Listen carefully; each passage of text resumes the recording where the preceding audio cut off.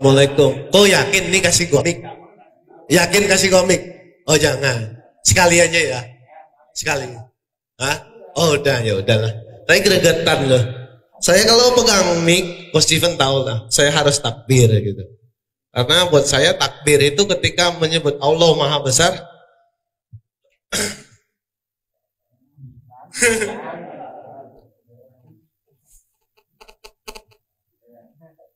Bentar.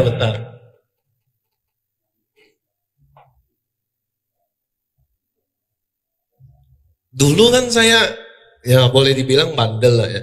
Jadi gini, saya sangat benci sama Islam.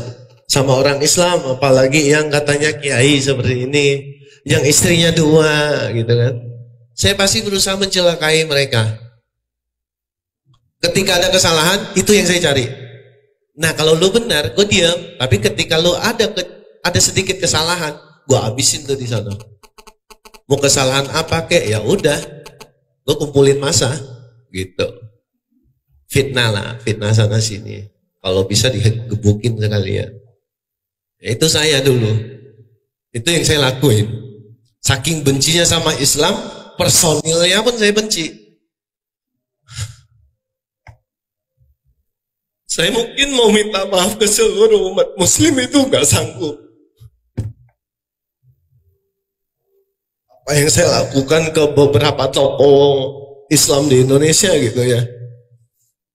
Saya belum sempat minta maaf secara personal ke mereka gitu. Fitnah-fitnah yang sudah saya lakukan. Karena jujur saya tujuan awalnya itu memfitnah Al-Quran ya. Tapi dengan catatan saya harus mengantongi sebuah bukti konkret. Itu nyata jelas kesalahan. Mungkin ya ini di kitab lain saya dulu banyak kesalahan. Mungkin saya nggak mengatakan dia salah gitu. Mungkin ada revisi segala macam kan. Nah, tapi di Islam itu tidak pernah revisi. Mau titik komanya pun nggak ada revisi ya. Itu nggak ada revisi. Sudah saya baca. Insya Allah sudah saya baca dan 3 kali kan bukannya dari kanan ke dari kiri ke kanan kan. Nah, itu sudah sampai saya bolak-balik itu 3 kali. Nggak ada sedikit pun kesalahan di sono. Nah, makanya kadang-kadang saya heran kalau ketemu sama turis seperti kata ini Uje. Ketika kita menyampaikan ayat Al-Quran, loh kan udah perintah Allah kan, sampaikanlah meskipun 1 ayat. Jadi saya bikin visi untuk saya sendiri. Jadi dalam 1 hari minimal saya harus sampaikan 1 ayat. Minimal. Ke siapa kek, ke siapapun. Sampai nggak ketemu nih. Udah nih gimana nih, udah malam. Udah ngobrol sama istri. Saya sampaikan meskipun hanya 1 ayat.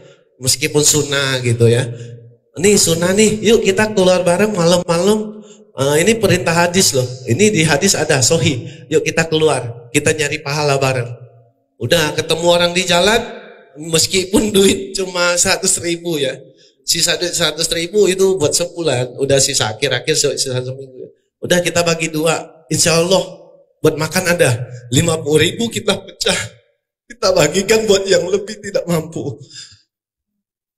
Sebagai seorang muslim, saya sedih ketika di luar saya melihat anak kecil gitu. Di Jakarta kan banyak ya, megang perut.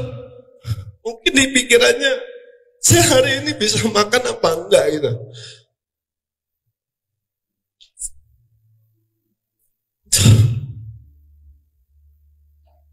Akhirnya saya pun beranikan sounding ke Coach Steven. Saya ke pasar waktu zaman COVID itu yang awal-awal, saya melihat pedagang begini. Ada yang sampai nangis mata merah. Karena dagangannya nggak laku. Udah mulai basi gitu. Terus anak-anak di jalanan yang nggak punya rumah, mungkin ngamen segala macam, mereka lihat mobil lewat pun nggak ada gitu. Mau ngamen juga nggak bisa gitu kan, buat nyari makan dan sampai ada yang tanya pucat gitu. Saya mau nolong tapi saya nggak sanggup. Akhirnya tercetuslah ide buat saya jualan. Tapi karena saya orang Cina ya, Ya orang Cina nggak ada katanya rugilah, harus cuan, harus ada cuan gitu kan. Tapi karena saya orang Islam, saya tidak memikirkan dunia. Bagaimana caranya saya tidak rugi? Itu yang saya pikirkan dan akhirnya saya sounding ke Coach Steven. Terciptalah versi Ikhlas jilid 2. Itu khusus buat saya sendiri ya. Saya merasa ini ikhlasnya Coach Steven tapi jilid 2. Saya jualan tidak sanggup seikhlasnya karena yang saya jual ya lumayan lah, modalnya 150.000 ke atas. Nah itu untuk modalnya, saya tanamkan di sana, saya jualan modal plus seikhlasnya. Saya sedekahkan keringat saya untuk umat. Jadi setiap penjualan itu alhamdulillah berkat dari media kita, Vertijon dan Coach Steven, support doa dari beliau, per bulan saya sanggup menghasilkan 20 juta minimal. Sampai 30, terakhir bulan ini 49 juta. Itu berkat bantuan teman-teman, doa teman-teman. Dan saya sudah fokuskan dari awal, itu udah ngomongkan dengan Coach Steven, keuntungan bersihnya 10% minimal saya masukkan ke Yayasan Mualaf Center Indonesia. Itu kecil sih, saya keuntungan bersihnya ya. Nah setelah itu 70% dari keuntungan yang saya dapat, saya hanya ngambil untuk ya biaya pampers anak. Kalau susu kan dari ibunya, pampersnya anak. Kalau sakit beliin obat buat dia, sisanya lillah kita sumbangin lagi ke jalan. Bantu lagi pedagang lain. Insya Allah akan saya istiqomahkan itu. Mungkin ini keluar dari jalur ya, istilahnya keluar dari jalur Mualaf Center Indonesia karena kita berbasis membantu mualaf. Tapi yang kita bantu itu kalau ekonomi umat tidak kuat, mereka semua bangkrut. Bagaimana mau membantu mualaf yang kita tidak tahu, yang tidak kita tangani?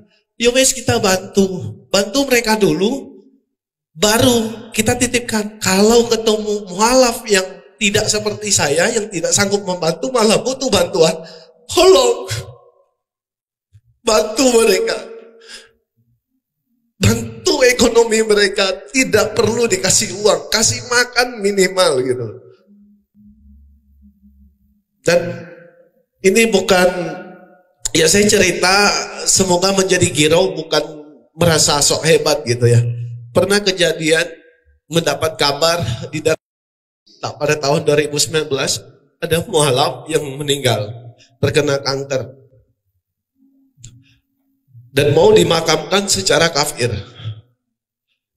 Dan itu kan tidak boleh ya untuk seorang Islam dikremasi, apalagi dikremasi gitu kan nggak boleh. Bagaimana dengan mayitnya? Bagaimana dengan akhir ayatnya? Dan bagaimana saya yang tahu? Dan dia mualaf, bukan muslim loh, dia mualaf, dia meninggal. Gua nggak ngelakuin apa-apa. Di sana saya bismillah, saya nggak punya uang mau ke sana. Jarak saya dari Muardi di Jakarta Barat, Muardi sampai, alhamdulillah buat saya dekat.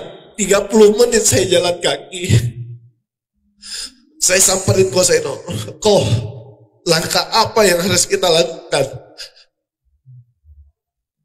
Saya tidak mau sampai jenazah mualaf ini dibakar, bagaimanapun caranya. Tapi kadarullah, Allah menunjukkan kepada saya, seberapapun usaha lu, seberapapun lu yakin, kalau gue bilang tidak, ya tidak. Dan akhirnya kita ketemu jalan buntu. Ternyata dia dibaptis ya oleh pihak gereja tanpa sepengetahuan kita, dan akhirnya dianggap murtad. Secara hukum kita juga tidak bisa mengambil lagi jenazahnya. Demi Allah saya bersujud, jika sehari saya ditagih kenapa mualaf ini tidak kamu tolong, demi Allah saya sudah berusaha, saya jalan kaki, saya berusaha kuat tenaga saya yang saya bisa, yang saya mampu. Insya Allah semua tujuan saya lillah, untuk membantu mualaf, untuk membantu muslim yang lain. Saya tidak berani mengatakan saya mualaf. Saya mantan mualaf yang sudah muslim. Saya sudah lebih dari 2 tahun menjadi mualaf. Insya Allah tenaga saya, kekuatan saya, insya Allah kalaupun diberikan rezeki lebih, rezeki saya itu pun buat umat gitu. Tapi alhamdulillah Allah masih sayang sama saya, jadi rezeki ya pas-pasan, sisanya buat bantu umat ya ada lah gitu.